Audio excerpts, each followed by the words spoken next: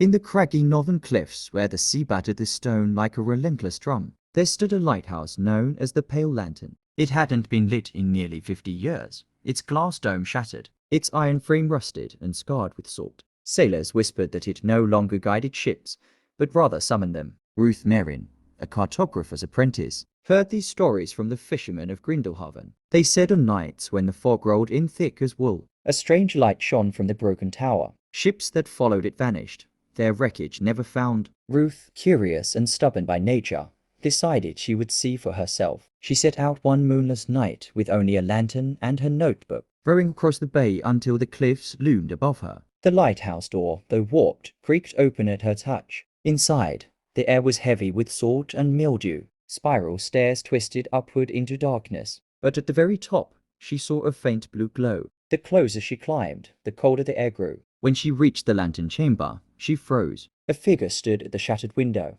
a tall man, cloaked in dripping seawater, eyes glowing pale like drowned pearls. He lifted a barnacle-crusted hand, and the fog outside thickened, swallowing the stars. "You shouldn't have come," the figure said, voice like waves breaking on stone. "The lantern does not warn it hungers, and now it sees you." Ruth turned to flee, but below her, the stairs began to dissolve into black water, rising fast. She clutched her lantern tighter, its flame sputtering in the damp air. Then she noticed where her small light touched the walls. The water hissed back, retreating slightly. She realized, trembling, that the only way to survive was to keep climbing, higher than the sea, higher than the spirit's reach. But the lighthouse ended here. The ghost moved closer, hand outstretched. Ruth raised her lantern, holding it like a shield. For a heartbeat, the glow of her flame and the pale ghost light warred in the chamber. The tower shuddered, stone groaning as though it would collapse into the hungry waves below. What happened that night no one in Grindelhaven could say for certain.